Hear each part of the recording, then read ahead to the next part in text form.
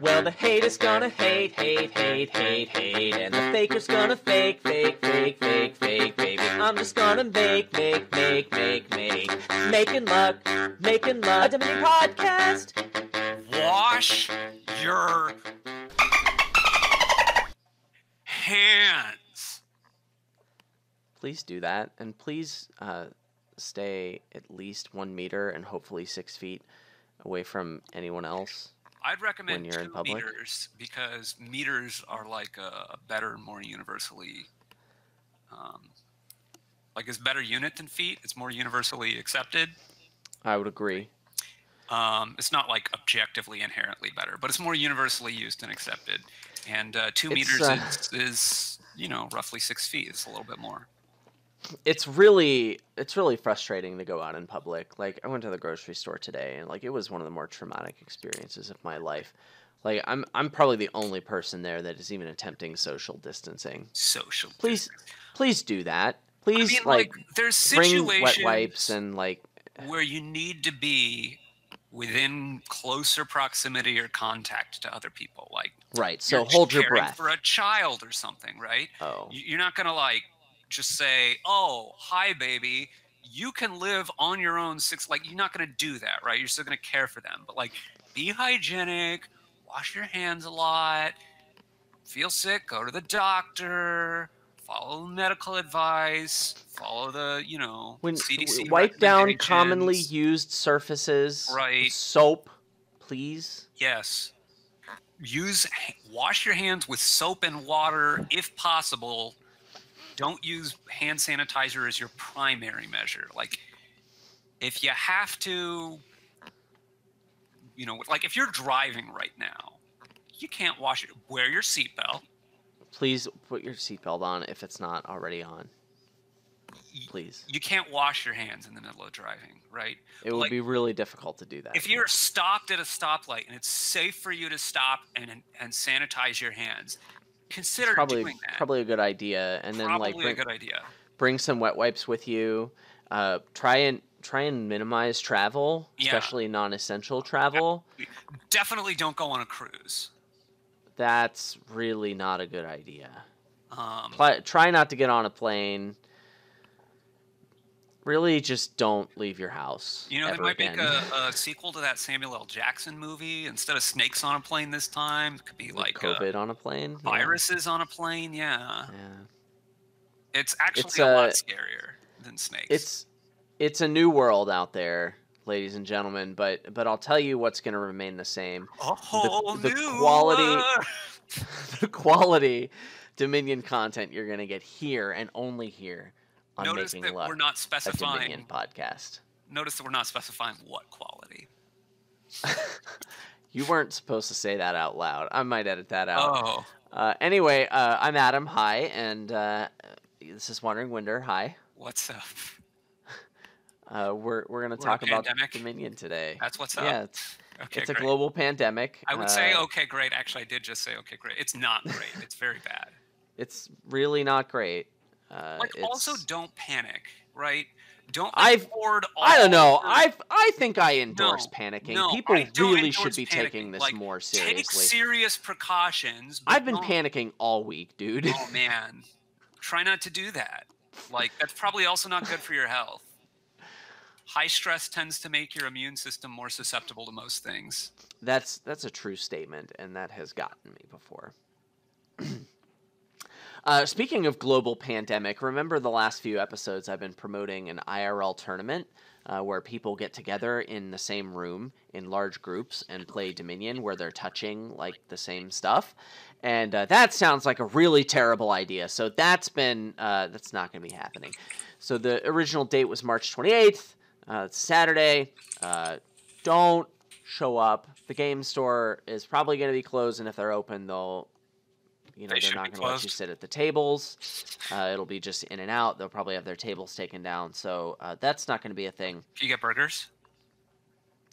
No, you might be able to get like shakes, soda pop and water, fries, and candy, but they don't cook food there. You'd have to go like it's a little strip mall, so you can go down and get some Chinese food. You said In and Out. Oh, I see what you did there. Thanks for that. So I had actually been partnering with a local gaming convention that's going to be in its first year. I know someone who knows someone who's starting a gaming convention in my area, and he wanted me to run a tournament there, and that was going to be on May 2nd. And this tournament has been, as of right now, postponed to May 2nd. But like, let me be honest with you, that convention is going to be canceled. Yeah. So more than likely, what's going to happen is my next IRL tournament is going to be at Gen Con. Gen Con is non-responsive about my submitted event, but they moved it forward.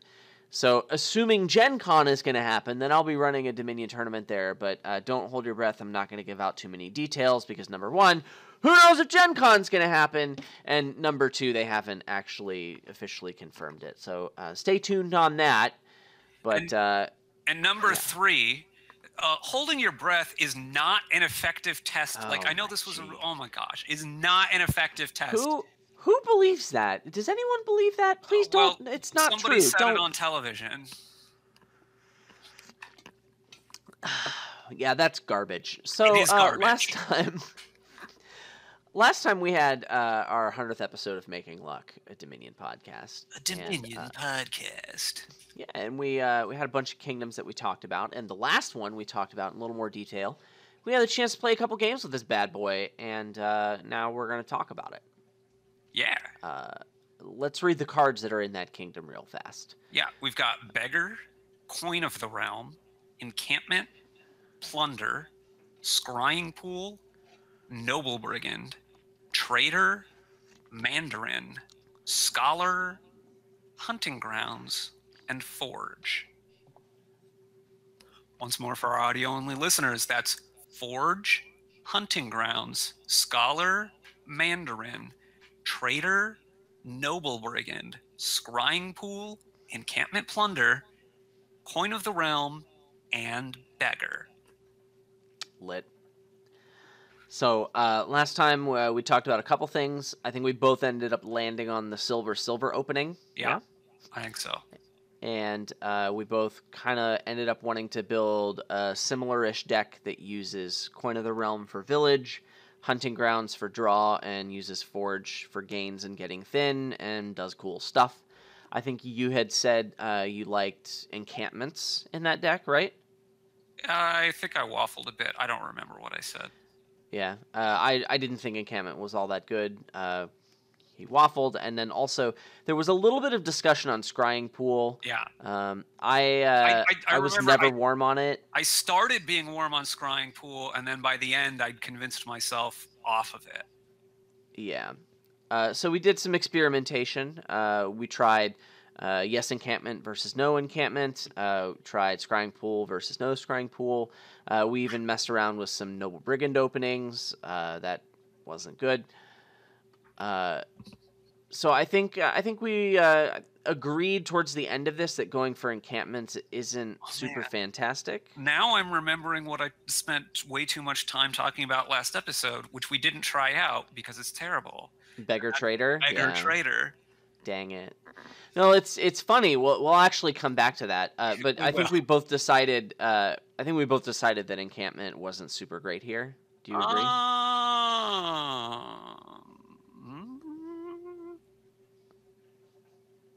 I don't know. I kind of don't agree.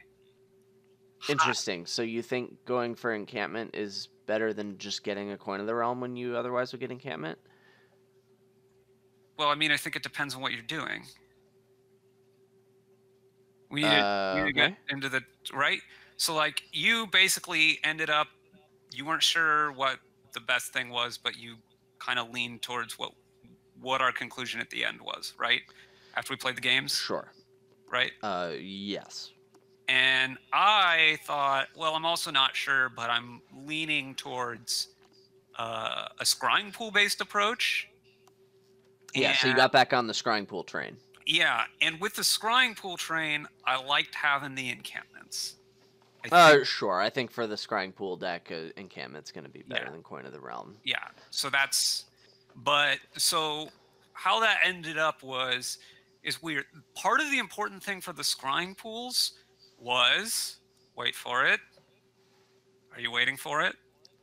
Some other card that says attack on it. Yeah, it's the Noble Brigand, or as I called it, the noblest of brigands. Yeah, it's like the 10 noblest brigands we could find are in that pile of cards. Yeah.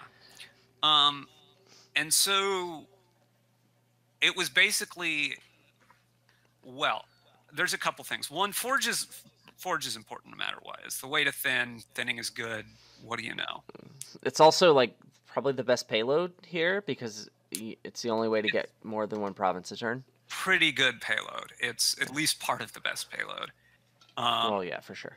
So there was some interesting things about, do you uncover plunders? Because sometimes your opponent's able to get more of them faster with their forge, for instance, than you are. So that wasn't always the clearest. But like, okay, so the point is that Scrying Pool helps you set up the Noble Brigand, and the player who's playing like the Hunting Grounds Coin of the Realm deck, kind of needs some treasures to make their money and be able to buy provinces effectively. And so you could just like snipe all their golds. And that seemed pretty effective. Yeah, so in the games we played, it was pretty effective. I also was looking back on it, and I really don't think I played well around the Scrying Pool Noble Brigand Onslaught. Yeah. I feel like I should have gotten a trader and just Silver Flooded. And I think a Silver Flood there does an actually pretty decent job of countering that, because if you have enough silvers, you know, they can't trash all of them with Noble Brigand. Yeah. And also, in order to trash a silver from my deck, you're going to have to gain that silver. And then the Scrying Pool deck, but it's not that efficient. Yeah, it does diminish your ability to continue playing Noble Brigands. Yeah. And I think that matters. And so normally we talk about, oh, the extra silver is good.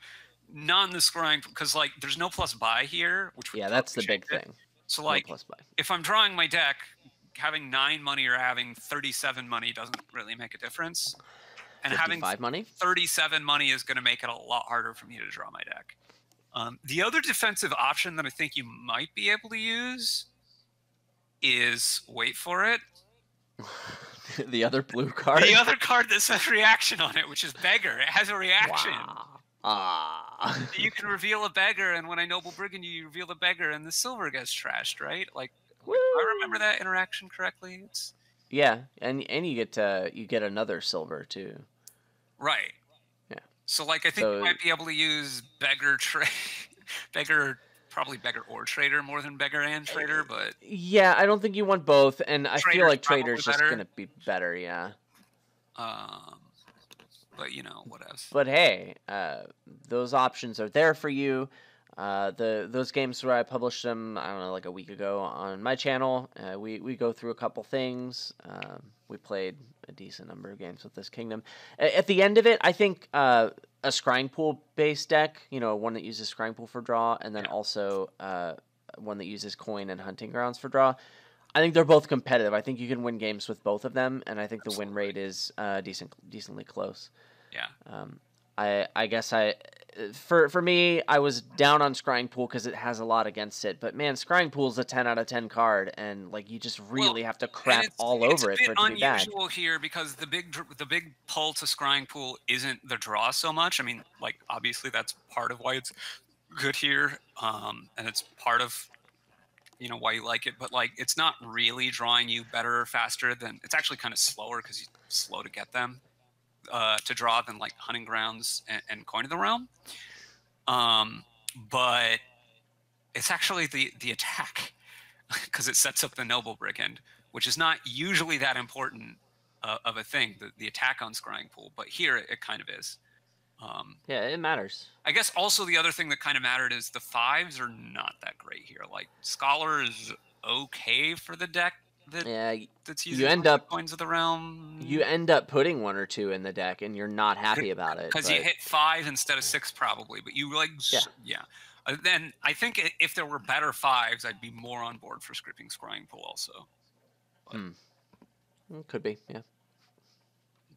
But yeah, anyway, that was that kingdom. Got some comments on it. Glad to get those comments. And I know I mean, I'm terrible about interacting with the Discord channel. I'm Which one? sorry.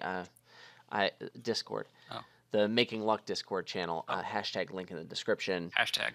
Or you can just go to adamhorton.com and there's links to all of this stuff.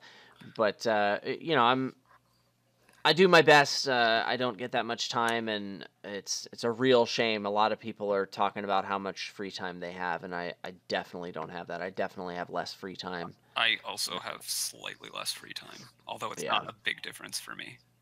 Yeah, I'm hoping it changes, and I'm hoping I get more and better access to these kind of things, but it hasn't been the case so far. And let's just hope that the right people do the right thing so that I can actually work from home, and that'll make things a lot easier because I have an hour commute, so I get 2 more hours in a day, and that would be just great. Anyway, do you have anything else to say before we move on to our main topic, Wandering Winder? I hate commutes. Yeah, not a fan. So this episode is going to be about the card Possession. Isn't that great? Yeah. It is. I don't know. It definitely is. We're definitely going to talk about that card. Why don't I read the text of this bad boy? Sure. Possession is from the Alchemy expansion. It's an action card, and it costs 6 and a potion. And it goes like this. The player to your left takes an extra turn after this one, in which you can see all cards they can and make all decisions for them. Any cards or debt they would gain on that turn, you gain instead. Any cards of theirs that are trashed are set aside and put in their discard pile at end of turn. So this is the most current text. If you crack open your Alchemy set, you may find a possession that doesn't say exactly that. This card has been eroded, obviously. Yeah, and so that's the most current version, and yeah, Possession. This is a hot mess of a Dominion card. Yeah. Well, yeah, and also note that if you're listening to this at some point in the future, it's possible it's been errated again. But as we record this, it's the most. we do what we can, ladies and gentlemen. So I think it's pretty safe to say that Possession is probably the least popular card-shaped object in all of Dominion. Absolutely. Overall. I think to speak to this, I only got a couple things to say about it being unpopular. Yeah. There was some discussion that came up, I don't know, a week or two ago, and I think Jake had said that he thought I was the only like strong or well-known player who loves the card, and I'm like, what are you talking about, Jake? I don't love this card. Yeah, I don't love it either, but like, I mean, I feel about the same way as you do. I'm like, I don't have really strong feelings, positive or negative, towards it. I'm like, this is probably a slightly below median fun level card for me. It's just I don't absolutely hate it like everyone else does. Yeah, like, I mean, it's not on my dislike list. It's not on my ban list for online. I'm happy to play with the card online. Well, almost everybody else in my box. Has it banned online, but yeah. Well, yeah, it's in my Dominion box. Like, there are cards that are not in my Dominion box that I just don't try. I mean, there's the obvious like Tournament and Black Market and stuff, but like, I don't carry Page and Peasant because that's like 30 freaking cards, and you know, there's do you carry not Stash? Infinite room in there. Yeah, I have Stash in there. Sweet. I even have Coppersmith, man. Ooh. Oh yeah, I love that thing. But yeah, Possession's in there. Like it's fine. I don't really hate it. But let me tell you how hated this thing is. So Donald X has the designer of the game has gone on record. He says that this is the card he most regrets making, and if he had it to do again, he would just completely scrap it and maybe like try and make some other big gainer kind of card. In online, the online game, there's a ban list, and this card is auto-populated in that ban list. And before that ban list was actually available, it was just outright banned in all rated games. Except you could somehow pull it from the black market. Hashtag still salty. Nice. There are bugs in the online client related to this card. And, you know, there's a lot of really weird rules crap that we're not going to do a deep dive on here, but like there's a lot of really weird rules cases that are just not implemented correctly in the online client, and actually, it's already been. The thing that I can really think of, I'm sure there may well be others, but the only one that I can really think of is you're supposed to still be able to see everything in your hand in deck and mats, and you can't really. And then also like it Yeah, really and then screws the log up. Oh, also yeah, and undos don't work right. yeah, and also like they draw their next turn and they draw their next hand, and you're supposed to be able to see it, but you can't. I mean, there's Right, a that lot happens of at the end bugs. of your turn. Is this the cleanup phase? And Yeah. yeah. And so there's a lot of bugs, and they're just not going to be fixed because like no one plays with this card, They're also and mostly they're prioritizing other things because obscure bugs with a card that no one plays with, I guess, is less important than other things, and I think that's fine. so like on the online client, I would not surprise me at all if I've played over 1% of the rated games with this card. It's like everyone has it banned. Yeah, like, it I could, don't know, 15 or 20 games with it, and yeah, it could definitely be the case. Yeah, I also like it's not just online. Like no, if people hate it in this, person too. yeah, if this ever shows up in IRL games, like if we have it out and let's say I buy it and I play this card, it is extremely rare that the game continues after I play a possession. Like pretty much everyone will just concede the game right there, even when like the game hasn't been decided. Like they just really do not want the game to continue once possession has been played on them. I mean, I will say I actually think it's fairly important for possession, much more so than other cards, that conceding is an option, because we'll get to this later. You get into situations where not like what Adam's talking about, but like the game is very much decided, but it might take another hour and a half. Oh, well, yeah. I mean, this is really it's really nasty. Like the things that it does not say attack on it. It's not one of the types of this card, but like it can do some really nasty stuff. Yeah. And it's just it feels really bad to be possessed, and we'll talk about it later, but like people really don't like this card, but hey, neither of us really do, and this is still technically canon, so welcome to Making Luck, also a possession podcast. Yeah. Also, just like, you know, maybe you're going to play with this card sometime and you want to have some strategic sense because you've never played with it before. What am I doing with this card, right?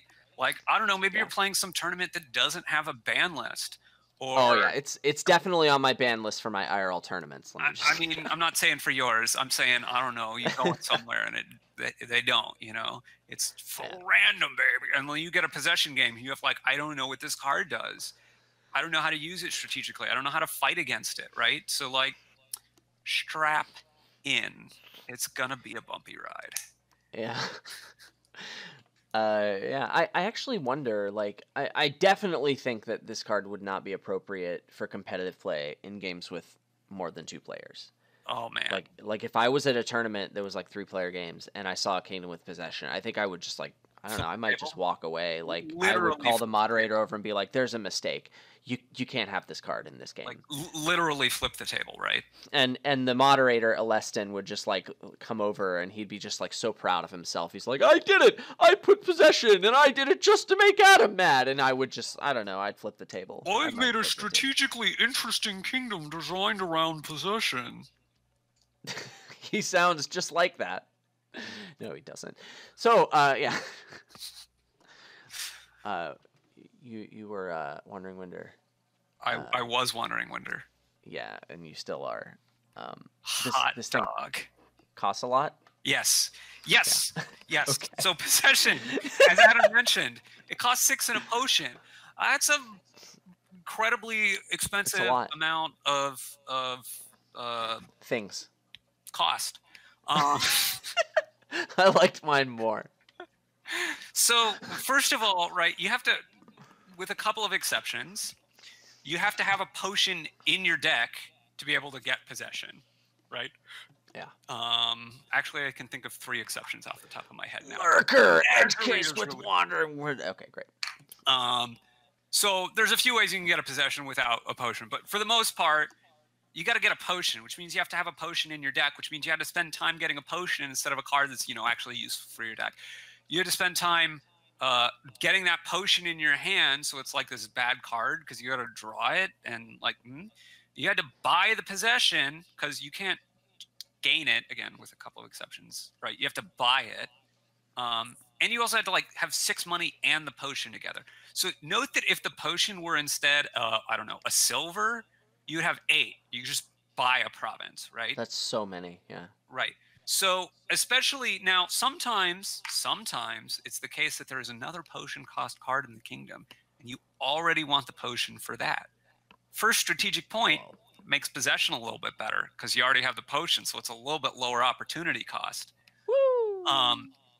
But in general, right, if I'm spending all the time and work to add a potion to my deck instead of a useful card, and then I'm going to draw the potion, and I'm going to use a very precious buy and 6 money and a potion worth of econ to buy a possession, and it also takes up a spot in my deck and is a terminal action. Let's note that. That's part of the implicit cost. It takes up terminal space. It takes up the slot in your deck, right?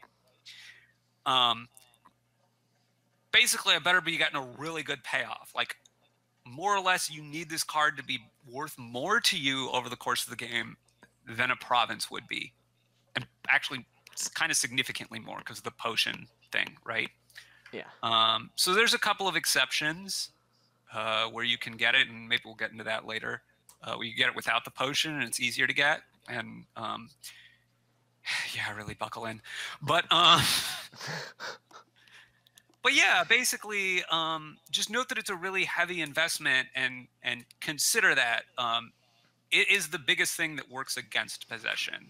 Is that it's hard to get, it's expensive to get, and it's slow. Yeah. Having said that, people hate it because it is powerful. It can be for sure. Yeah. So like, what does possession actually do? I mean, we read the text, but yeah, you're taking a turn with your opponent's deck. Technically, from the rules, it's still their turn. Well, yeah, which but does matter for things like outpost, I think, mission. I don't know. Yeah. There's a few things it matters for. Right. But I think there's basically two big benefits to playing a possession and getting that turn effectively. Yeah. You can gain cards. That's one thing that's explicitly stated on possession. You can gain cards with their deck, and then you get them. And then also you can screw them up. You can make bad things happen to them. Yeah. So let's talk about gaining cards. It's really good. You usually want to do it in games of Dominion. Yeah, it's really hard to win Dominion games without gaining cards. And also, like, this thing can gain, like, provinces. If your opponent's deck can gain provinces, like, that's really good. Or, like, if it can gain even more than that, like, if they're gaining more than a province per turn, like, you can get all of that. So, like, this is kind of like a better outpost because you get the whole hand. But it also stacks. You can play, like, 3 of these, and you just get 3 turns. You can play 30 of them. King's Court, King's Court, King's Court, possession, possession, possession, possession. You could play 55 of them. That's harder, but also possible. That's right. So, or you, but like, you can Throne Room or King's Court it, and like all of that just works. So, you can gain a whole bunch of cards. You can take a whole bunch of turns with their deck, and if their deck is good, there's definitely a huge upside here.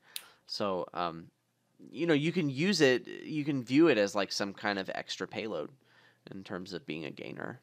Yeah, and the payload is all of the payload of your opponent's deck for 1 turn. Yeah, which is a lot of payload. Probably. I mean, it depends. It does depend. If your opponent's deck is not really capable of doing much, well, then you're in a decent situation a lot of the time. Right. Because your opponent's deck isn't capable of doing much. Right. And that's good for you. So, like, there's potential. There's a lot of upside here. So, like, you do have to build up quite a lot to get it. But it's also nice to know that at least you won't be looking for payload after you've done this. Because in theory, you can just play a possession or potentially even more possessions. So I think the big takeaway from this part is, like, possession is at its best when there's strong deck control, because possession really takes care of all the payload for you. Right. And typically, possession giving you the amount of payload of your opponent's deck for a turn is usually more than whatever payload you can get out of any other single card, right? Yeah, it's real hard to do better than that. I'm sure there's an edge case. I'm sure there's a lot of edge cases, but typically that's the case, right? Now, like, multiple card combinations, that might be a different story. But from a single card, usually possession, right? So very often when possession is on the board and you have that good deck control, the best payload is just to get and play as many possessions as possible. Because it's just, you know what's better than one turn with your opponent's deck? 55 55 turns with your opponent's deck. That's right. Yeah, it also I mean, it matters, and we will get into this later, but there are a lot of weird rules interactions with possession. But Absolutely. one that's notable is if I possess you, and you, while me possessing you, have a possession, and I make you play that. That's not good for me. I don't want that to happen. Usually. Yeah. So having a possession is sort of like a kind of a soft counter. It's a thing that my deck can do, but only when I'm controlling my deck. Right. So that's kind of nice. Right. Now, if we want to get into edge case with Wandering Winder territory, Let's do that. sometimes when you're possessing your opponent and they have a possession in hand, you might want to play it. Oh yeah, let's hear it. And this is where it comes into play that you can see your own hand while you're possessing your opponent. Because, like, if you know that your current hand is garbage, you don't want to take a turn with a garbage hand. You can make your opponent control that turn, and then you haven't taken that turn with the garbage hand. The Nice. tricky thing here is you have to be really careful because your opponent clearly has a possession in their deck, which means Yeah. that once they get their turn, which is going to come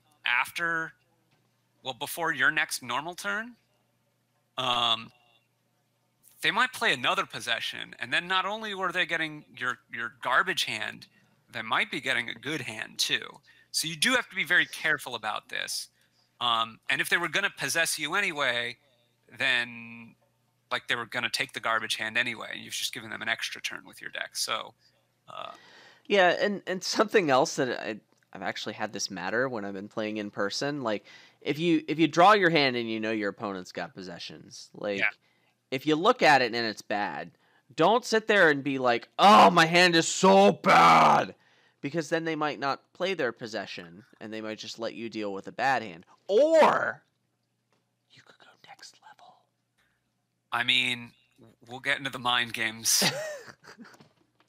later. Okay, mind games later. So I think another point is you really need to be super careful of things in your deck that can gain provinces.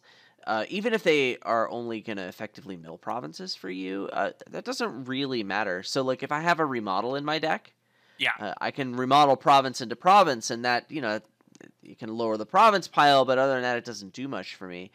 But if I'm being possessed, that remodel province into province is actually a huge liability. Because, the province getting trashed, that's just going to... that doesn't really matter. The province will still be mine even if someone possesses me and trashes the province that way. Yeah. However, they still get to gain that province. Right. So, like most trash benefit cards, they become a huge liability. So there's a big list of them, like Salvager and like even Apprentice and stuff like that. Yeah. There's really no downside to trashing good cards, which these cards love to do. You're just like, oh, well, like if you're playing a turn with your deck normally and you're like, Apprentice Province, sometimes you do it, right? Sometimes you apprentice that province because just like the 8 cards is more valuable than the province in your deck. Yeah. That's something that definitely comes up a lot. But it's also fairly often that you're like, that's too costly. I'm going to need these points. If I'm possessing you, that's never a concern. They're not my points anyway. And they're not going anywhere, really. No, I mean, the points aren't going anywhere, but they're going to the set aside zone, but they're still yours. So the points are, Yeah. So yeah, possession has a potential to just be like a huge amount of payload. Yeah, absolutely. Should we talk about the other main part of possession? Yeah. So possession doesn't say attack on it, but when I'm analyzing a board and I'm looking for attacks, possession definitely makes that list. I don't quite think of it that way because it needs a little bit of help to be able to mess up your opponent's deck, but that is often present. And let's talk about some of the ways that can happen, right? Sure. The first thing is, well, the trashing rule. And the way, and this is not necessarily intuitive, but the way that that works is possession says that if your cards would get trashed, they get set aside, and then you put them in your discard pile at the end of your turn, right? Oh. But the end of your turn comes after you've drawn your new hand for the next turn. So if I trash cards now, like if I, let me rephrase this. This is possession weirdness, right? If I am possessing you and I have you trash your cards now, those cards which were trashed now, they get set aside and they cannot be in your opening hand next turn unless you've drawn every other card that's in your deck before them already, right? Mm-hmm. So this comes up, for instance, let's say we're playing a game where Mining Village is the only village, or the only village in your deck, right? Now, Mining Village has this ability where it can trash itself for money, which you often don't do, A, because the village is why you got the card, not the money so much. So there's a couple things about this. One, it's the trash for benefit thing, right?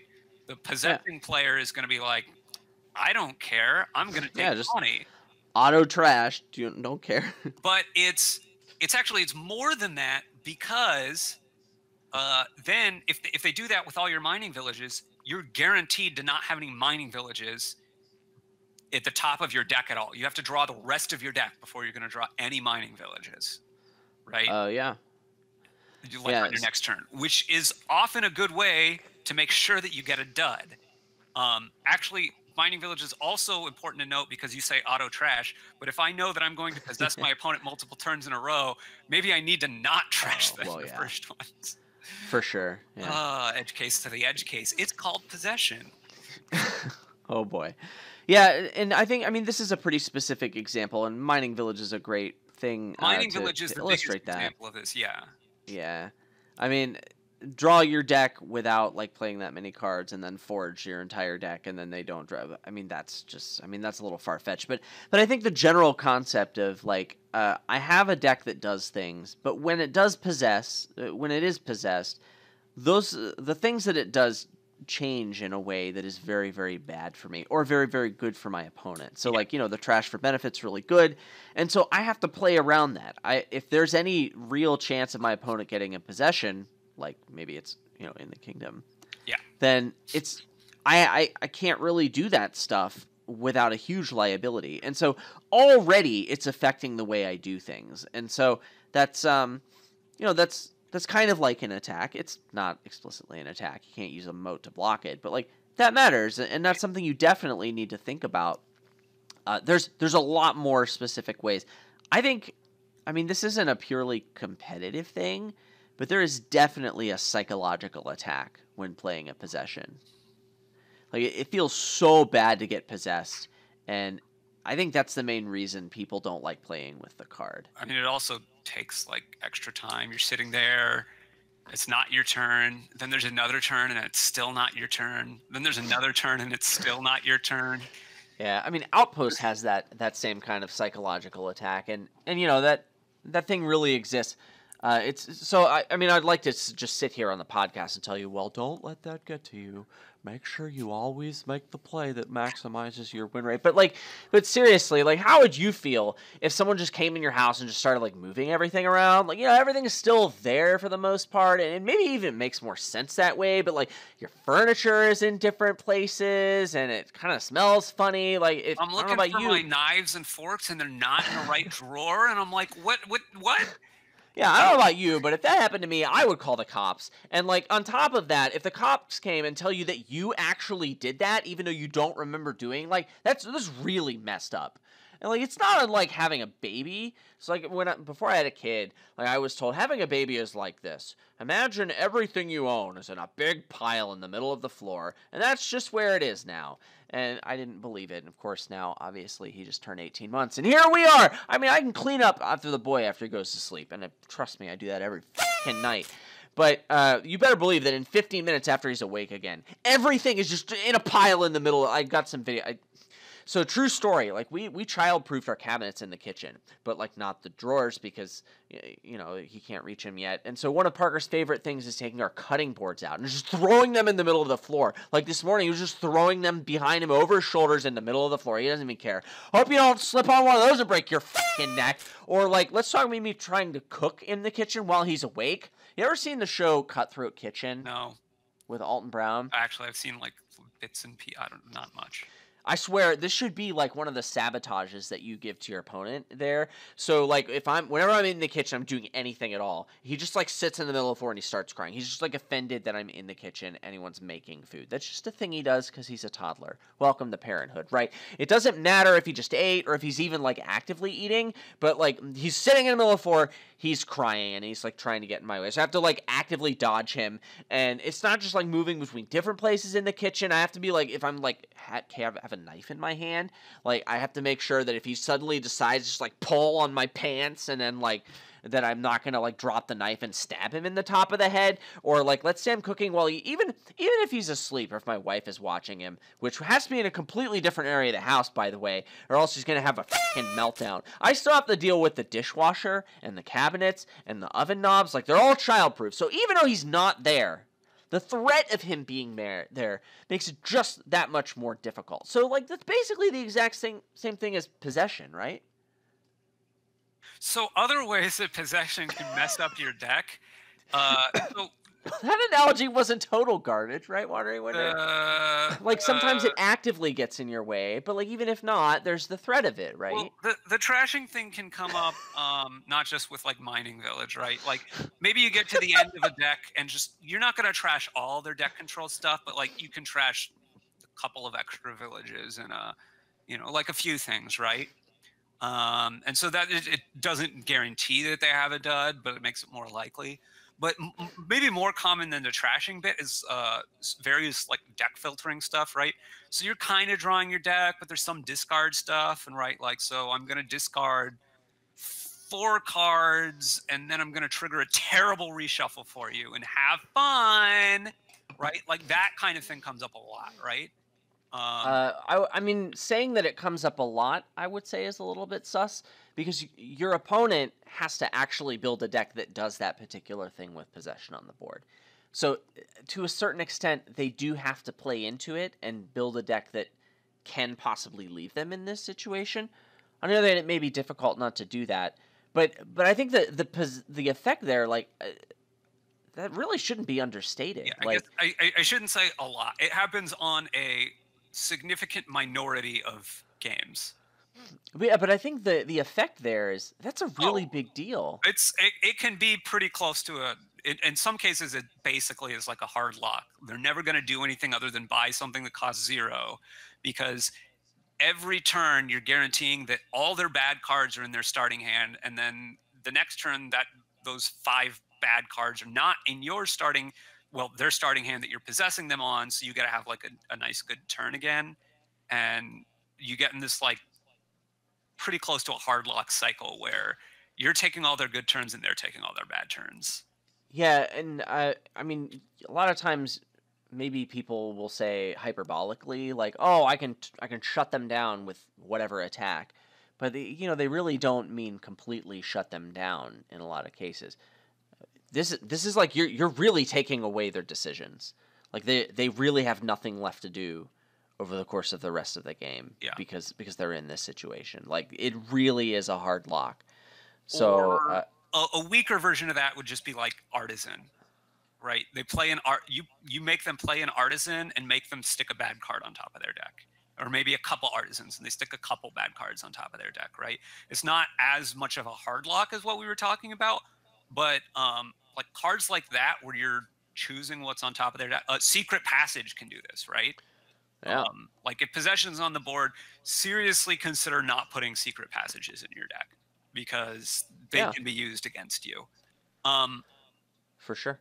So there's hashtag link in the description. I have a blog post about a game like this, actually. Go ahead. There's other ways, though, besides that kind of thing that Possessor can mess you up. So tokens... like villagers and coffers, they can spend all of them, right? Now, keep in mind, villagers must be spent in the action phase, So Okay. if you're possessing someone and you're going to want to spend their villagers, make sure you remember to do that before the end of the last action phase of the last turn you're possessing them. Um, Yeah, what it's else? unfortunate the online client doesn't allow you to just spend villagers when they're not needed. It But it absolutely does. oh really? Yes, you click on the little icon and it spends them. Oh, I didn't know that. That's adorable. But I mean that's just one of the many things that like Coppers have to be spent before you buy something. They're going to mm, spend all. So what's going to happen is they're going to spend all your villagers. They're going to spend off all your coffers. If you're likely to get possessed, consider spending your villagers or coffers before they possess you, so that they won't have them to play with. Um, yeah. but like, don't necessarily automatically do that, because sometimes you're not 100% sure they're going to possess you. Maybe we should get to. Is there some? Oh, mats. Yeah. So along similar lines as this stuff, there's mats. So like Okay. your native village mat, your to some extent your tavern mat, right? Don't build up to that native village megaturn. They're Don't Prince a gear. Like just don't do that. they're definitely gonna pick up. Yeah, some durations work like this. Uh, Yeah. Your sinister plot, they're gonna pop that plot every time, basically. Hashtag pop that plot. Pop that plot.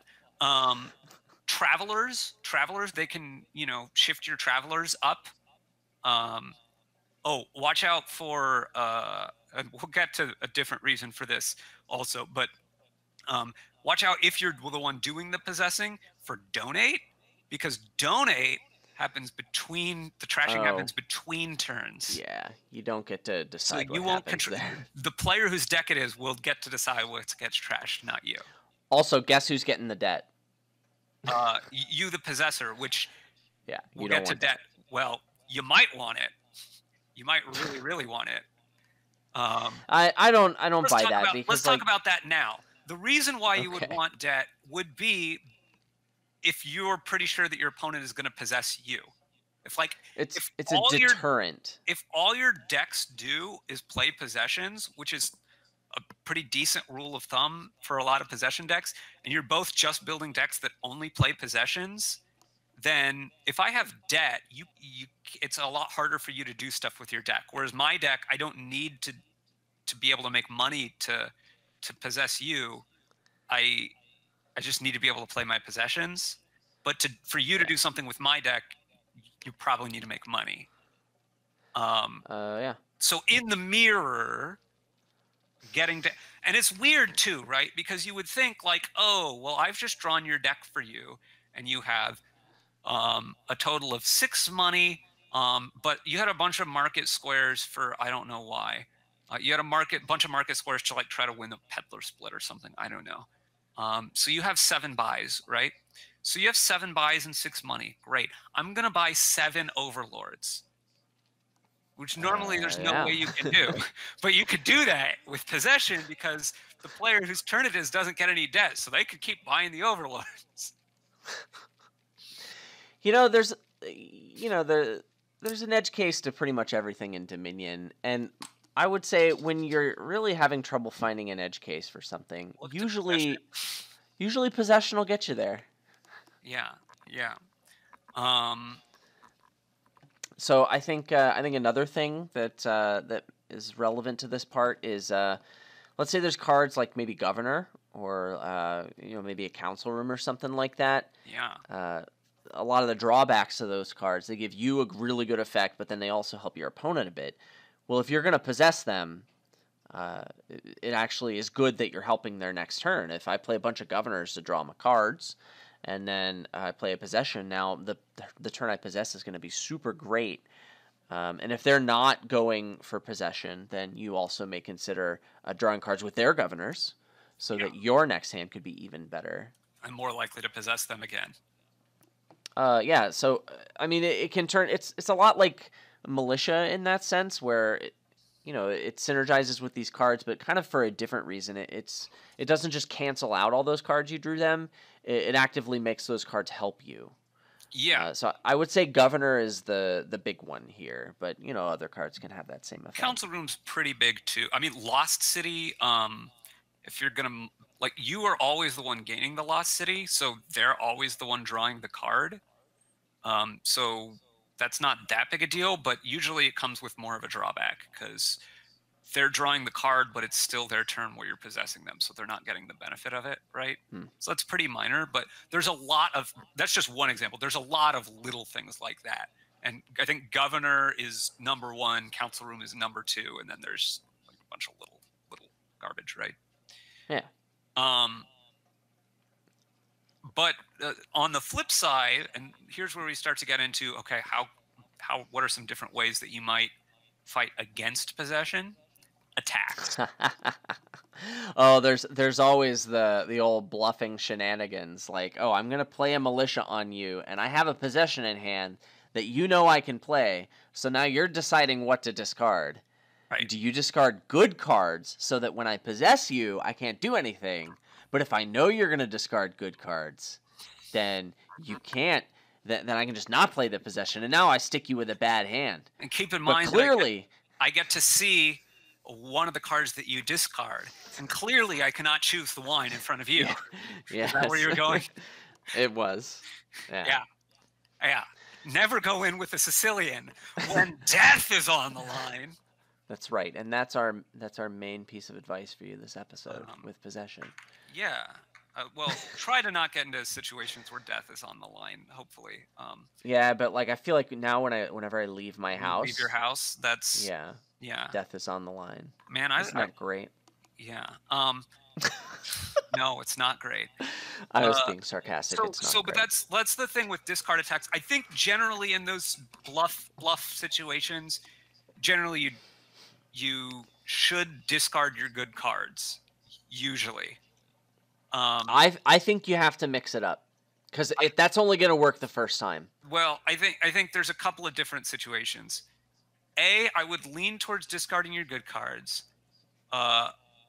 B, you need to mix it up at least some in certain circumstances, except C, if they're going to have multiple possessions, weight then more heavily to discarding your good cards because for sure. Like, they're giving up playing multiple possessions to stick you with a bad hand. And that's going to be a pretty big cost for them. I mean, still sometimes you do it, like, if you know that...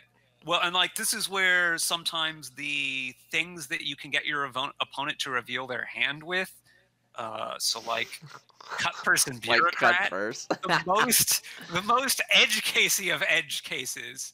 I play a bureaucrat on you, and then I play a militia, and now I have possession. The militia, and then the bureaucrat, and so then you know whether they've discarded or good card or bad card or not, and you can decide whether to possess them or not. Hashtag information, hashtag edge case the edge case the edge case. This is why you are the one that does the edge case, is wondering. I mean, clearly you've thought this through.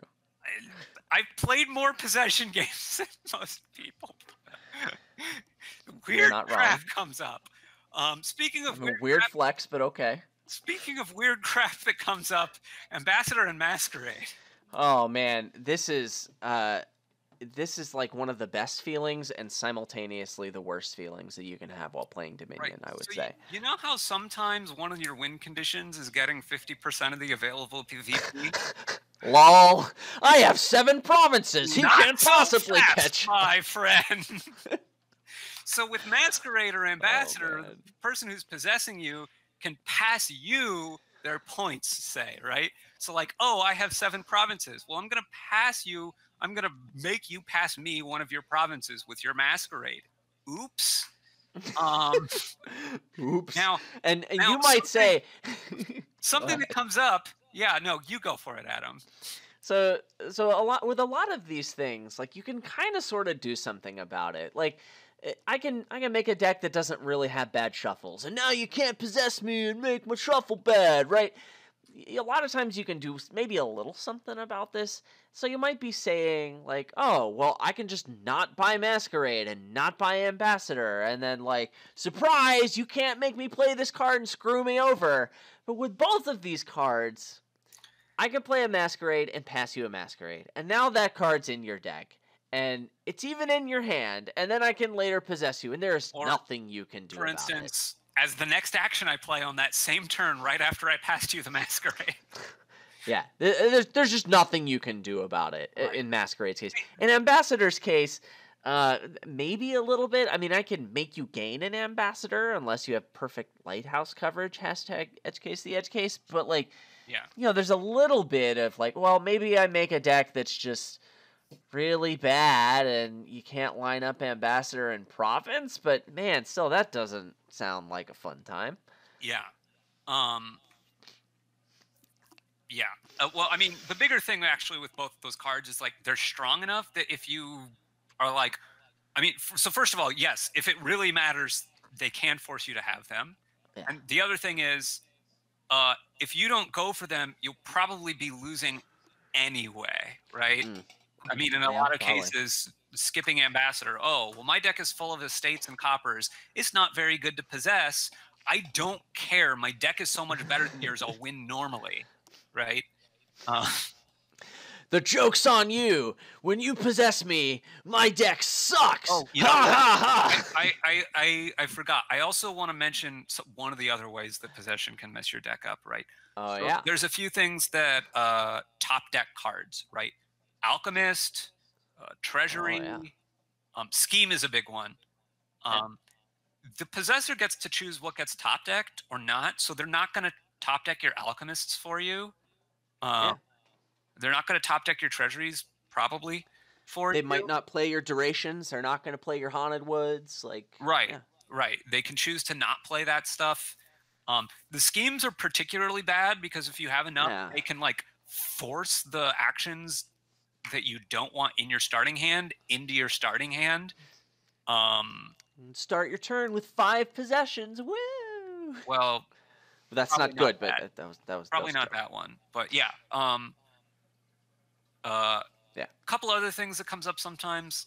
If you're here's where we're starting to get into again more defenses. So like some of the attacks, like Mountebank. If Mountebank is a lot of what your deck does, your opponent's not going to play the Mountebanks, or maybe they will because the money is just so important. But either way, right, that's somewhat of a defense against possession, right? Right, but I think that you know, Mountebank is kind of a defense against possession. Remember in another way, so like one of the very first things that I said a while ago, and you know that's pervasive throughout all of this. Possession gets a lot better when there's strong deck control, right? It gets worse when there's weak deck control. Yeah. Mountebank is one of the strongest deck control attacks in the game. Yeah. So it stands to reason that if I'm shoving coppers and curses into your deck, your deck is going to be less good to possess. It's going to be, well, also, if I'm shoving coppers and curses into your deck, it's going to be harder for you to get and frequently play possessions. Yeah. So deck control, you know, it definitely matters a lot in the abstract, but you know, I'll always be thinking about that stuff. I mean, you should look at a board and think, oh, can I play multiple possessions on a turn on this board? Right. You know, that's a big deal. Right, and that comes to the possession mirror end game, which is usually try to get a deck which can play as many possessions as possible, as often as possible, and B, once you're both doing this, try to have your deck not be able to do anything besides that. Yeah, I would say this is the case like when the deck control is really, really strong. Yes. Let me rephrase that. Not be able to gain cards other than in ways that help you do that. Well, yeah, sure. So like if it does other things like I'm going to score some VP chips, then that's, you know, still fine. Yeah, I think the point of this though is that I see what you did there. I think the point of this though is that like let's say I'm building a deck that, you know, great deck control, I'm going to try and play a lot of possessions on you. And let's say I see you going for the same thing. Yeah. Frequently the person who wins that game is the one who commits harder in the sense that they get there faster. So not only am I possessing you multiple times on a turn, but also my deck does less other things Yeah, besides possessing you multiple times you in a turn. usually want to be really focused on the possessions in those cases, and well, it can sometimes get to the case where um and I think This is actually where it gets it awkward. helps Yeah. to, but this helps to explain why it's the person who gets there faster slash Yeah. commits harder. Yeah. So what usually happens is, so let's think in the abstract for a second. If I'm possessing you more than one time every turn, that means effectively I'm taking more turns with your deck than you are, Yeah. which means that My payload helps you more than it helps me. exactly, which means you Yeah. want to get rid of your payload other than like possession or things that, whatever payload that the possessor can't actually use, which is not much except for possession, but VP chips also come into play here, right? So like Yeah, if you possess me and then you play a card like a monument that makes a VP token, right? right, So it's my deck, but you're possessing me. You're still gonna get that VP token. right. That So is the current version of possession. It didn't right. always used to be that way, but that's the way it is now. Yeah. Yeah, go So ahead. so you can still have your deck be able to make VP via VP tokens. That's fine. But Hmm. you know, you want your payload that works for the possessor to go down because it's more useful for the possessor than you, right? Yeah, I Once would agree once with they're that. playing the possessions more than once per turn. Now it gets a little bit more complicated, which I'll get into in some of the sections when we talk about fighting it. The main way to fight it, not just these weird edge casey. Oh, well, you can get attacks, and that isn't so bad. Um, like that's usually not going to make a big difference unless you can just like brutally attack them into not having a functional deck, which is always good. These stalemates can come up, right? Or Well, if perception is both the thing. players are committing hard to this, Yeah, and I've just said a lot of times games are won by the person who gets there first. yeah, But if they're both committing hard and they both get there at the same time, then you can have a situation where you get to this point and now both players have a deck. All that deck does is play a lot of possessions. right, And so, they're possessing each other, but like when I possess you, I'm not going to play your possession. So I'm not really getting anything out of this. But if I add the ability to my deck to do anything other than play possessions, that's going to help you more than it helps me. I'm just going to lose the game. So I'm not going to do that, right? right. So neither of So, you get anything. yeah, and actually, so I mean, optimal play quote in this situation kind of leads to that, and maybe one person doesn't get an advantage soon. You would think this would happen. I want to say this is really rare. I've Yes, never I want actually had it I happen. want to describe why this is rare. So the reason this is rare is usually one of you gets there first. It's almost Yeah. always going to happen because the exact same time it would have to be like I would be possessing you first, but my two possessions are both on the bottom of my deck, so I didn't possess you now, and I trashed the rest of my payload beside this, and this is right before you also like do the exact same thing, right? Yeah. Because if that's not the case, like as soon as I start possessing you, I'm if I know that this is likely to happen soon, I'm just going to grab a small points lead, right? I grab, Hmm. just A whatever tiny duchy. points lead, a duchy, right? This is Yeah. it's kind of common for it to be a duchy, right? I love You duchies. you still have enough econ to be able to get a duchy in your deck because you're trying to get more possessions, say, right? And if you can economically get Yep. a possession, you can probably economically get a duchy. Um, Nice. so at that point, if we now both trash all of our stuff down, eventually I have a point lead. I can eventually limp out, like emptying out piles, like gaining a Mm, copper at a time or something, and then trashing it. So you're never going to have enough payload in your deck for your opponent to do enough with it to overcome your lead. sure. But you can slowly add and then trash cards until you eventually pile out. So if let's say again, I'm the person who got the duchy first, because you know that I can do that, and in that case you will 50 turns from now lose. It's better for you to take a risk on me not getting my possessions together and still keep a little bit more payload for a bit, or try to score to make up for it, or something like that, right? And not immediately trash all of your payload anyway, because it will take 50 turns, but you will for sure lose. And in the situation you do get to a stalemate, it is likely that, 30 turns from now, one of you is going to lose, and it's pretty writing on the wall. And this is why I say being able to resign is important, because no one wants to play out those 30 turns. Okay, so I was gonna say this. Let's say if you're speaking from a purely competitive standpoint, and Yeah. like both of you are digging in your heels, and you absolutely will win this game at all costs because there's money on the line, because that totally happens in possession games. That's But right. anyway, this rare situation is actually the most reasonable application of the starve to death rule, which is a current rule in Dominion. Um, you keep playing. There's no way that the Dominion game rules have for, like, offering a draw or anything like that. You can resign, but there's no way to do a draw, and you don't have any way of ending the game. So I guess my competitive advice to you here is, whenever you're going to play Dominion, make sure you bring some snacks, and never ever share those snacks with your opponent if you want to gain that competitive advantage. I think the only tournaments I've seen within the past several years for which it is possible to have this kind of like possession stalemate come up have a house, like a tournament floor rule that it doesn't necessarily supersede starve to death. Well, no, it pretty much does. No, it does, because it's the stalemate rule, which is something like, if the decks haven't changed in 5 or 10 turns or something, then you call it a tie or redo the game, or some version of that, right? Because, well, I think people are actually afraid of this coming up more often than it does. I have never I had agree with that. it happen. Yeah, I have right. I have had it be something that's worth considering, and a plausible 10% chance on, I don't know, 3 or 4 games out of my 25,000 I've played. So it's super rare.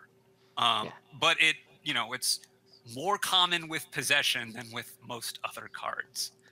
Well, theoretically possible, which makes it a lot There's, more common for I mean, sure. yeah, there's a couple of other cards that can have something like this happen.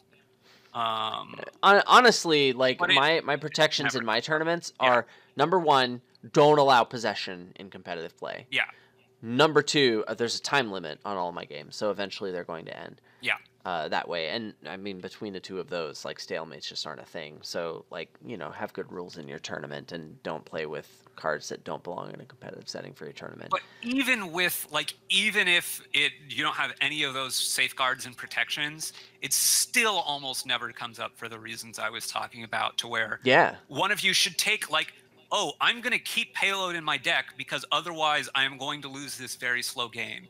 And probably that's going to make me lose harder, but losing harder isn't worse. In fact, it's Yeah. probably better because it's faster from a psychological standpoint than losing over, 50 turns, which just Yeah. nobody likes. Nobody likes that. Yeah. A couple of other things. Do we have any other major things to talk about?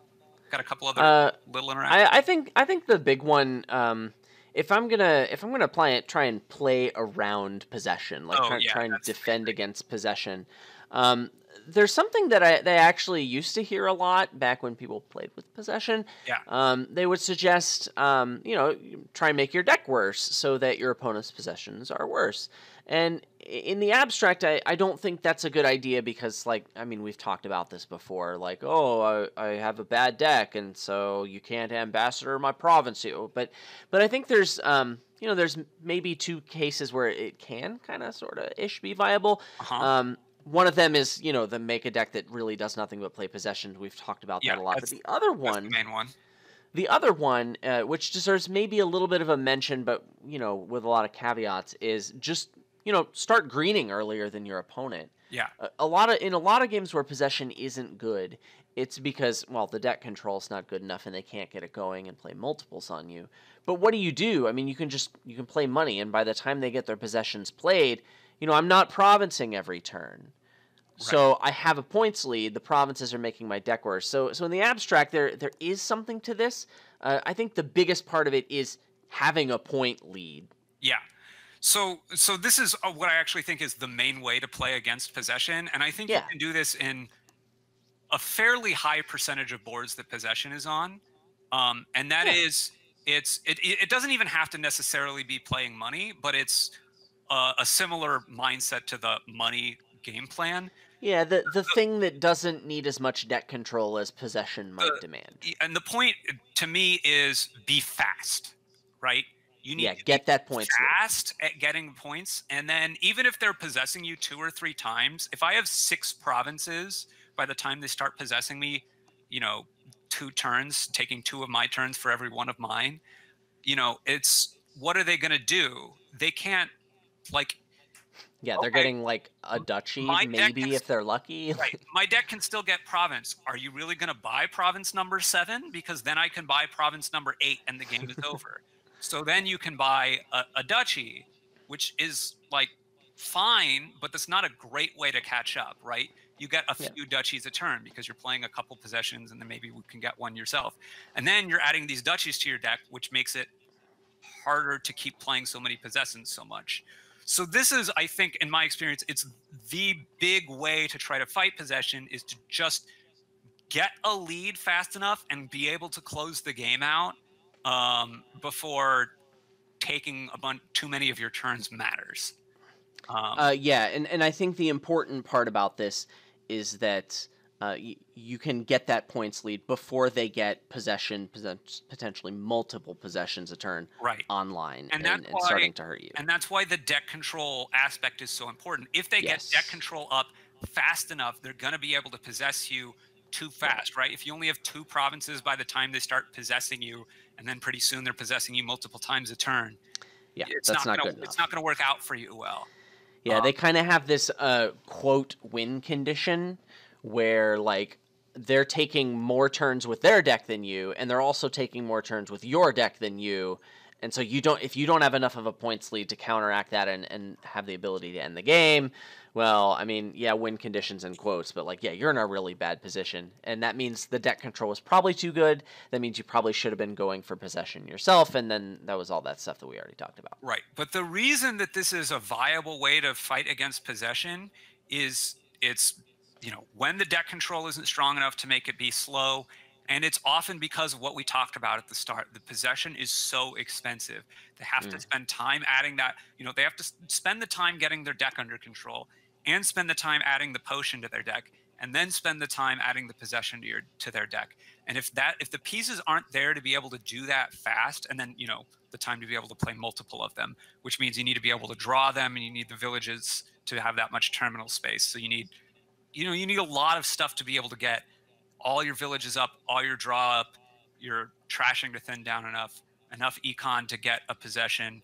Uh, all of that stuff has to come together. And a lot of yeah. times it does, but there's a reasonable percentage of times where it doesn't come together that fast. And if you can do something that is fast, you might just be there. Um, Right. Right. like an interesting case study here is Rebuild, right?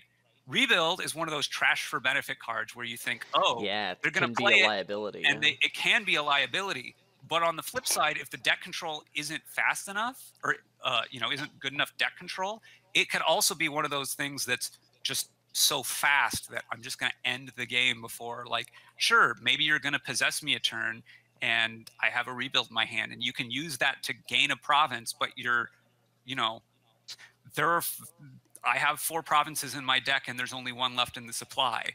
Are you really going to do that? You know? Yeah, and that's those same fundamentals that we were talking about, right? Yeah. You can get a points lead quickly, and then you also do have a way to end the game, Yes.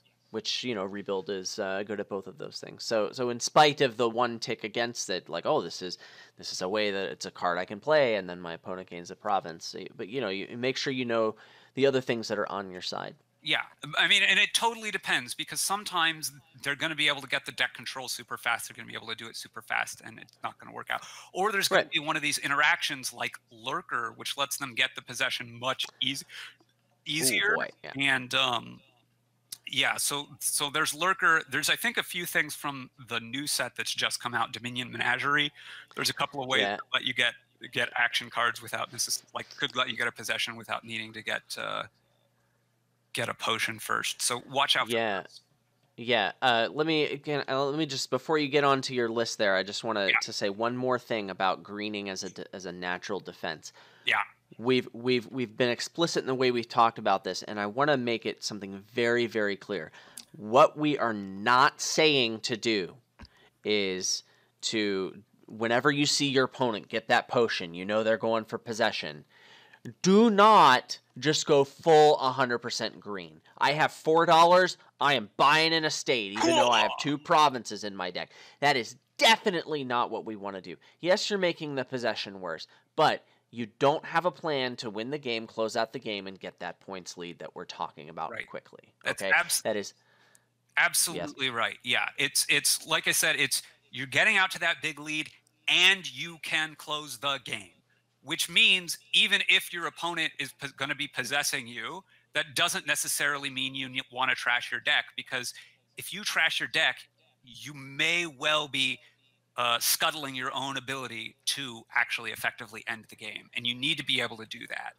If you've decided you don't want possession, that means you're going for lower payload than your opponent. And end of story, right?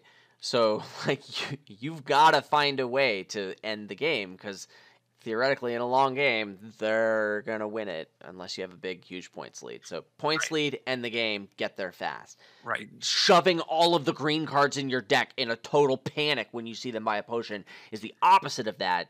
Don't do that. Unless you're at like 50% of the VP already, in which case, great. Get But that watch out estate, for so now Ambassador you're and Masquerade. Woo! yeah.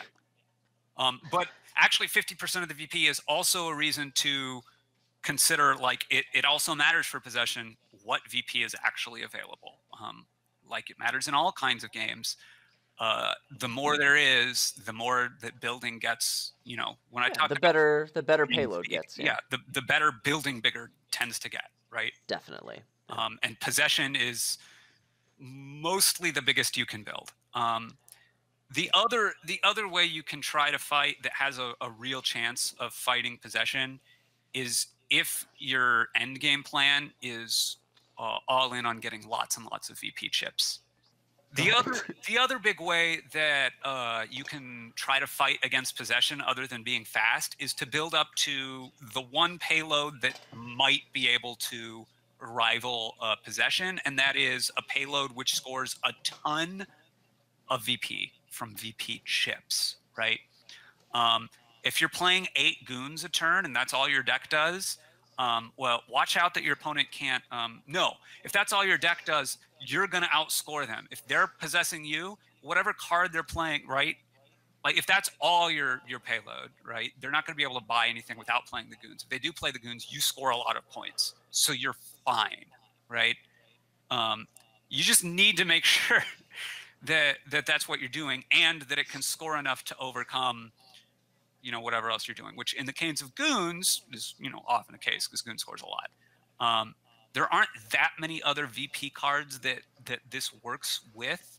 Yeah, I feel like Goons is probably the only one. Very occasionally there's Bishop. Very occasionally you're building to a big sometimes you're building to a really big Triumph turn, and because I don't know, a lot of these Megaturn decks, like, I remember doing a Megaturn is like study a on. different thing.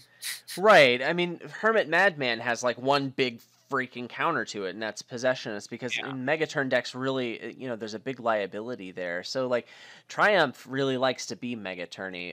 It sounds to me like Goons is the head honcho Well, here. the thing with Triumph is you can't effectively triumph on a turn you've possessed them. I mean, they're just going to gain no points. Oh, is that the way Triumph is worded? Triumph is for the card that you've gained, and it's the player. Oh, and bought it. possession happens on wood gain, so they don't actually gain it. Right. Well, okay. I mean, they don't. If I'm possessing your turn and I make you buy a Triumph, I will gain an estate. I will get 5 debt, and then like 0 VP and tokens. and nobody will get any VP tokens. Interesting. Okay, I didn't know that. Interesting. Right. So I mean, it doesn't.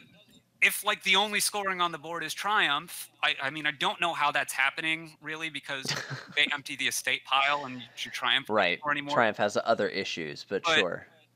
like, okay, hypothetically, right? It could be with that, or hypothetically, bishop could, I guess maybe like if you're getting down to bishop fortress, maybe, right? Then you're scoring like 20 points a turn, and or whatever that is, right? 55 points a turn. I think it's actually less than 20, but it's a lot. The point is, right? If you have something like that, or your whole payload is all your deck can do is play play 5 beggars and play like 7 chapels and trash all the coppers that you gained and score 2 points. There you go, man. We did it, guys. And then the coppers run out and your deck doesn't do anything. Woo! Nice. And like that's going to be better than them playing the beggars, having to take the coppers and being able to buy a province, right? So like mostly it's goons, but VP chips, if there's a way, there's a way. So mostly it's goons or be faster. We did it. Yeah. Sweet.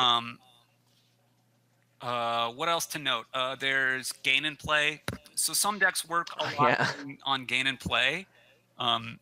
Yeah, that don't work. It doesn't really work because you're not going to get... So like Sculptor or the new card Falconer that gain cards to your hand, they're not going to go to your hand because you never gain them if you're being possessed. They go to your opponent's discard pile. So if you can build a deck which really needs to have gain and play to function, then that might also be okay.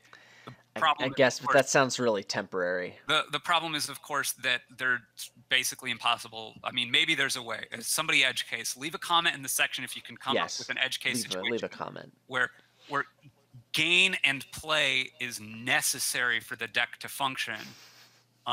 Mostly this is a note, if you're possessing them, realize that the gain and play stuff won't work.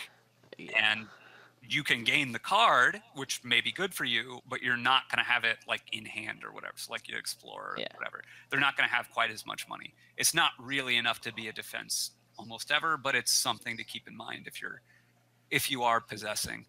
In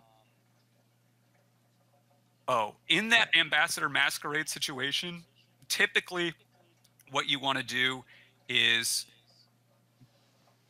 I mean, unless the game's like about to end, what you want to do is force them to give you all their possessions, and then force them to give you their ability to get possessions, and then force them to give you their points. Basically, just so they can't do the reverse to you. It's all about the possession control. The cute. I have 2 things that are cute that I just love. Yes.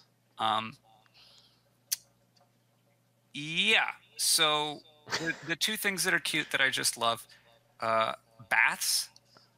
If you get possessed, you're not going to gain any cards, but it is your turn. You're going to get those bath points. Woo! That never makes the difference in a game. Send me a screenshot if it does. But it's cute, right? It is cute. But then there's some choice cards where your opponent makes a choice. So I'm thinking like Envoy, Advisor, Contraband, to a smaller extent, Tournament. Swindler! Yeah. Those cards are, well, maybe not Swindler. The other ones are all better for the possessor than they are for you because, I'm going to have you play an Envoy, and then I have to choose, because your opponent, have to choose which card for you to discard. I'm going to make you discard the Duchy. Contraband. You can't buy Curse. You can't buy Bulbasaur. So, like, you probably weren't getting the Contraband anyway. But like, watch out a little bit for Advisor and Envoy and stuff. Swindler. So we're talking about attacks, still attacks, so they're mostly defense. Swindler is the case where the attack is actually, it turns into a helpful effect because possession is Swindler proof. Instead of, well, there's that. Edge case. Yes. That is edge caseable, right? You just get like 3 quarries in play, and then you can swindle it into a vineyard. You're good. Enough cost reduction that it costs It doesn't even have to be all courts, right? It could be like 5 highways in play, and you swindle it into a golem. No, I was going to say a philosopher's stone. We did it, guys. We did it.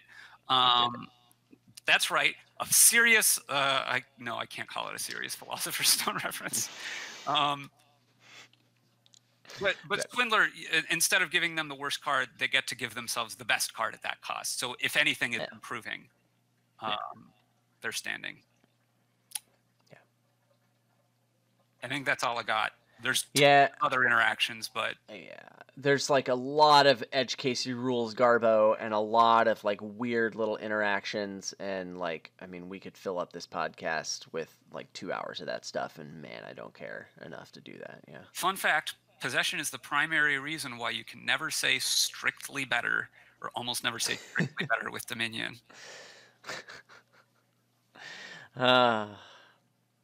Possession. Hashtag never change, except you did a lot and probably will again. Oh, so good. Yeah. So, so this was, I'm glad we did this.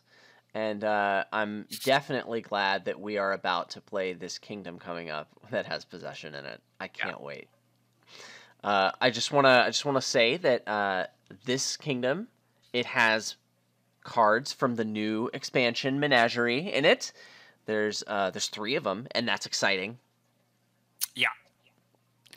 And also, I think it's safe to say that the next episode of the podcast is probably going to be your takes on the Menagerie cards, yeah? Yes, my takes of various temperatures. Yeah, like first impressions. No, not first impressions. If you want to see my scalding hot takes first impressions, you should go to my YouTube channel. Oh, yeah. Where I've, without like spending time to play with them or think about them in any depth other than to try to understand the rules. Yeah. Which I did not always get right, by the way. Yeah, that's youtube.com/wanderingwinder. You should definitely go check that out. Yeah, the scalding hot takes. There's a playlist there actually. Lit. I might hashtag link in the description that way. Hashtag link in the so you could check those out. But then I will be doing a more measured. Okay, I've actually like run the math on how this affects openings, kind of, and I've played a few games with most of the cards. So it's not like, man, I really understand these cards super well. But I will have my lukewarm takes, let's say. Yeah, so that's probably going to be the next episode of this podcast. Yeah, and I think it's technically a mini-sode, but mini in quotes. Mega-sode because it'll be hours long. Yeah, but this kingdom we're about to talk about, it'll be on the next normal episode of the podcast. So not that one, but maybe probably the one after that. Yeah, I'm going to be recording my own first impressions of the Menagerie cards, but because I was a playtester, I'm not going to be publishing that for a couple months. So that'll be waiting in the wings, and then it'll be published when it's appropriate to. But for now, there's Kingdom here, and it's got some Menagerie cards. So I'm going to read those. So this kingdom has Black Cat, Goat Herd, Guide, Scrap, Mining Village, Mountain Village, Scepter, Soothsayer, Wine Merchant, Possession, and Sinister Plot. Once again, for our audio-only listeners, Black Cat, Goat Herd, Guide, Scrap, Mining Village, Mountain Village, Scepter, Soothsayer, Wine Merchant, Possession, and Sinister Plot. So, I know we talked about earlier, I guess you're ignoring this advice, to not play Possession with more than 2 players. I don't think it belongs in a competitive game. So why is it in this kingdom that has more than 2 players? What do you mean? Well, like the second card that you read out both times is go a third. Still got it. Still got it, man. Okay, what do you think about this kingdom? That was really good, Wandering Winder. So I'm, possessions here. Yeah. We want to look and see how good the deck control is. There's an attack that you know, attacks deck control. There's Soothsayer, Junks. Also, Black Cat, which is a little bit weird with possession because of the reaction part. Yeah. So what happens there? Let's say the curses aren't out, and I possess you, Yes, and I buy a province. right. So, you're not gaining any victory cards. I'm gaining victory cards. So I'm the one who's getting victory cards. You're not. I can't react with my black cats because I gain the victory cards, not another player, right? But Yeah. you, the person being possessed, if you have a black cat in your hand, I can choose for you to have that react. At which point you draw cards, but because it's technically your turn, no curses get given out. Follow that? Great. Isn't it Yeah, great? Isn't it great that and those possession cards. doesn't make any confusing rule situations? Yeah, it's great. And just to be clear, those cards that are drawn are really not worth anything because you can't play them. Well, if you gained the green card in your action phase, you might be good to go. But there's no way on this board to do that.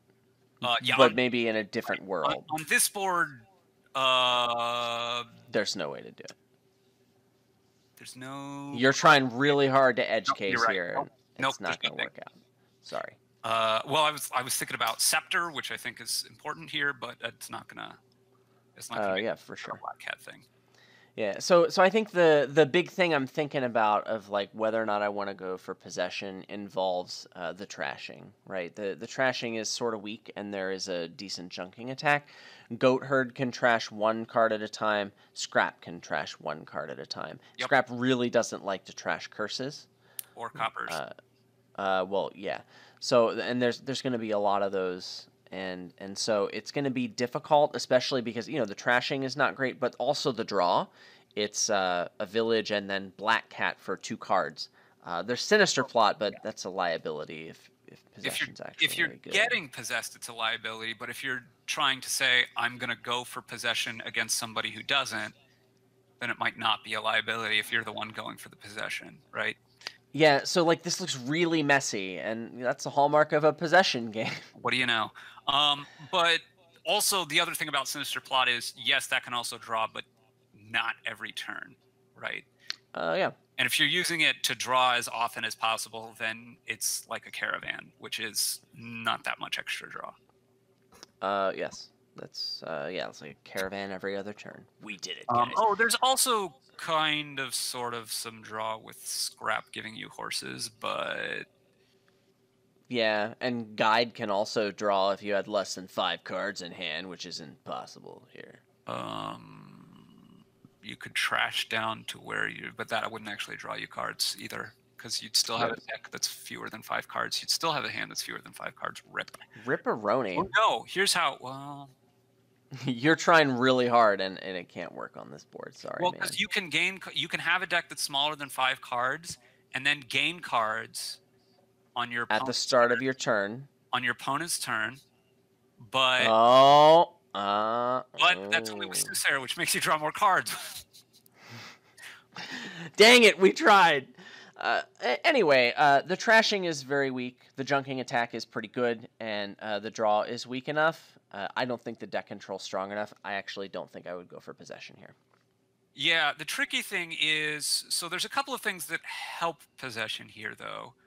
Yeah, Scrap is and it's stuff that your opponent does, right? Scrap, well, Scrap is trash for benefit, for one thing. Yeah. Right? And I think just because of the threat of the possession, I would prefer, well, also because I think Goat Herd's mostly better here, I would probably prefer Goat Herd over Scrap.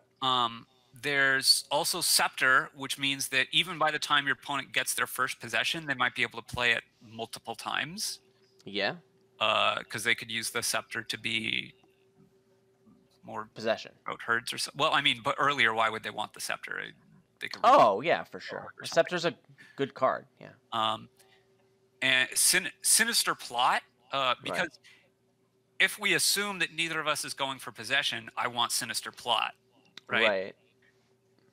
So if your opponent does get Sinister Plot, then maybe that makes possession more enticing.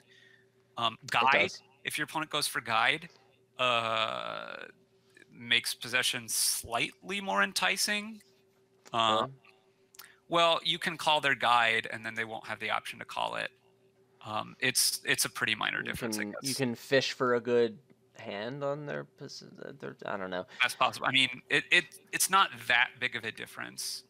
My judgment here is I would If they not go get scrap if they because of go for a possession. wine merchant thing, you can choose to not discard their wine merchants off their mat. But I don't think Nice. wine merchant seems that great here anyway. I agree with you. So cards that I would shy away from because of the presence of possession are scrap, Okay. uh, probably mining village, Uh-huh. and I would at least delay sinister plot. I think I wouldn't get it as early as normal. So I'm looking at opening probably like Goat Herd Silver, hoping to hit 5 for a Suthi. Okay. Oh, you don't like that. Well, I What do don't you think think? you're going to be very likely to hit 5 if you open Cohorts Silver. Yeah, I'm hoping for a high roll here, but You're I do like want to open the Goat Herd, and the Silver is giving me that chance. you're I don't like want to get a mining village. 50-50 or less than 50-50 if you're going to not play the Goat Herd if you end up with like silver, copper, copper, copper Goat Herd. If you like, are you going to if that's the hand you have, are you going to buy Soothsayer or are you going to trash a copper? Probably by the Suthi. Okay. What if your opponent trashed a card on their previous turn? What does Goat Herd do again? +1 action, you may trash card. Yeah, +1 card per card the player to your right trash on their left. Only if I knew I was going to draw copper, and that seems unlikely, but I would only do it if I knew I was going to draw copper. Like if it was On turn 3 or 4. 4 and you knew that there were 2 coppers down there and you were going to draw into it anyway. Yeah, I think that's the only way I would do it. I think getting the Soothsayer is pretty important, because junking is really good. Okay. In that situation, I don't like opening the Goat Herd there, I think. I think it's tough, but I think I would still do it. Okay. I mean, I'm much more inclined. Like if that's what You're I would thinking what, double think to do, silver? I would go double silver and then I'd get the Goat Herds later. But You know what? What if I open scrap silver? I mean, Man, that helps a lot more at hitting 5. And how Yeah. bad is that scrap? Well, the other thing is if you might get another Goat Herd later and you might be able to trash the scrap to it. You know something? You know what? I'm not afraid. I'm not gonna be afraid. I'm gonna open scrap because I want to hit 5 that bad. Yeah. Yeah, I'm doing it. I've definitely played with those cards before. I need to think about. I mean, I need to think about some of the math, and I'd need to think more about how bad I think possession is here. I don't think it's good. Do I think it's so bad? My gut is I think it is so bad that I can just sinister plot anyway, and I'm not too worried about it. Would you open Sinister Plot here? At which point I think I'd probably open sinister plot. Wow. So yeah, I was thinking like I could see myself getting it maybe as early as like Turn 3. turn 3 or 4, but I don't think I would open with it. Because of possession? I don't know. Also because I want to trash cards and have a chance at hitting 5. Right. So what I'm trying to think is whether I want to open sinister plot silver or sinister plot scrap. So it's this only on a 4/3? Yeah, on a 5-2, you I'm opening Soothsayer. But what about a 3/4? Oh no, I'm doing the same thing on 3/4 as 4/3. Okay, even though you're getting 1 token less I'm on the just Sinister making Plot. I'm just making a note that on 3/4 I'm going to complain about it. Oh, definitely complain about it. And remember, as we've said often, you got to be thinking about what you're going to complain about before the game even starts. So excellent work there, Wandering Winder. You're welcome. Do I think Mountain Village has a place here? Note that in the possession mirror, I don't know why that would ever come up on this board because, well, I mean, if it turns out the possession is good, then in the possession mirror, Sure, yeah. you want to probably prefer Mountain Village to Mining Village. I agree, yes. But in the non-mirror, you would probably prefer Mining, I think, because yeah, for sure. Mountain Village is going to often grab a curse. Maybe that's not that bad. Maybe you're going to have enough trashers. I like the option of like getting Mining Village so that in the late game you know, you have that Might be that you possibility. go for a mix. I would get Mining Village all the time. I think it's just way better than Mountain Village. All day. Whenever you want either one, and I think they're both bad. I'm gonna go out on a limb and say that Goat Herd is not very good here. I've moved away from being afraid of scrap. I just thought about, like, how bad is it really if someone possesses me I don't and just plays mean my in the scrap? opening. Like, I mean don't at care. any point. I don't know that it does enough. Maybe it does. I don't know. You're getting cursed. And as you say, Yeah. scrap does not like trashing zeros. Yeah, and I was just worried about terminal collision, but, like, man, I don't think I care that much. Well, I've definitely played with these cards before. like what terminal? Scrap and Soothsayer? Yeah. Well, because the thing is, if you have a card that costs more than 0, you can scrap it and get an action. Sure. Because you've played with these cards. I definitely have. Yeah. I think my wild guess is that I'm going Sinister Plot scrap, but in reality, I would sit for 30 seconds or a minute and figure out how likely that is to hit 5. I'd be interested in knowing the numbers. And that actually might change my opening on 3-4 versus 4-3. But the way it would change it would be, do I get a silver or a scrap? Not, do I get Sinister Plot or not? Interesting. I definitely like having the silver in the deck. And yeah. And I might get Goat Herd or not. I don't know. At some point, but not right away. Cards, Dominion, I want whatever. a Soothsayer, maybe 2. I don't know what I'm getting with my second 5. Kind of depends on what my deck looks like. Could be a second Soothsayer. Could be Scepter. It honestly could be a Scepter. Yeah, it's a good card. I might get Mountain Villages to try to play my Soothsayer more often, especially if I have a Soothsayer and a Scepter or something. Yeah, I'm not into that. I think giving out curses is real good. I'm probably not getting the Mountain Village, but I could see it maybe. I don't know. Okay. I mean, it depends. I don't know. Basically, what I'm looking to do is play some variation on Soothsayer money. I agree with that much. With some way to try to hopefully trash some of the curses and whatnot. But yeah, I think we will try some games where we go for possession and see how that goes for sure. Yeah, absolutely. Yeah. Let us know what you think. Do you think possession's good? How would you open? Would you get a Sinister Plot? No. Goat Herd, Scrap, Silver. I don't know. Curse. What do you think? Leave a comment in the comments section. You can do that if you're watching this video on YouTube, or if you're if you don't feel like doing that. You can go to adamhorton.com. We got links to all kinds of stuff. You can go to the forums there that people definitely post in who are not me. JK. Or you can go to the Discord server. There's a link to the Discord server there. And I'm actually going to post this kingdom in the Discord server so there can be some discussion about that there. We can talk about the kingdom. And if you got something you want us to try out or you think is good, let us know. We want to hear from you. And as Adam noted, the next episode is going to be a mini-slode / megasode about Dominion Menagerie.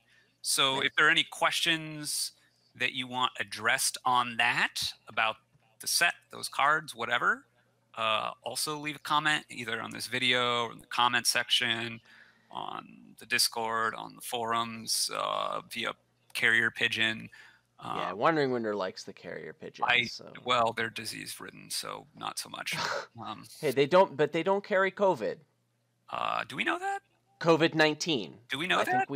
I think we know they don't carry COVID-19. I know that dogs don't. Like, the World Health Organization came out and said that canines cannot transmit COVID-19, thus releasing all of them from the quarantines that they'd been under. That's cool. To be clear, who let the dogs out? That's good. I can't take credit for that. That was good. I liked that. But in any case, direct those questions to Wandering Winder. I'm not going to be able to answer them until I've been given clearance by the old DXV to talk more in depth about Menagerie cards, and that's going to be a couple months. Maybe if it's a wrong question, Adam can help. Maybe. I suppose, but if you want to hear it on the podcast, just realize I'm not going to be on that episode at all. Yeah. You're gonna be on the one in 4 months that we're all gonna say how wrong Adam was. Yeah, but you know, that episode will be published, and then the episode after that will probably be us laughing at how wrong we both were in our initial first impressions for No, Menagerie. I'm completely correct. Oh, me too. It's gonna be fun. I give it a carrier pigeon out of 10. Ooh, can't argue with that.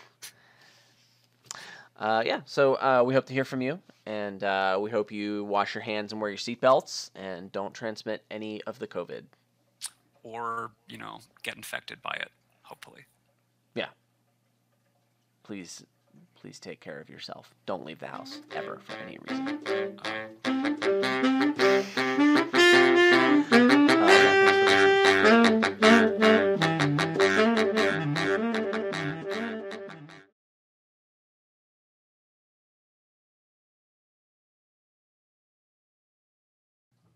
So while Adam isn't here, let's have some fun. I can't really think of anything to say at this point, sadly. Oh, no, I do have something. You know, Adam, you said at the beginning that we're in a global pandemic. That's totally a redundant term, right? Like pandemic by its very nature is right? Right? It's, yeah. Ha.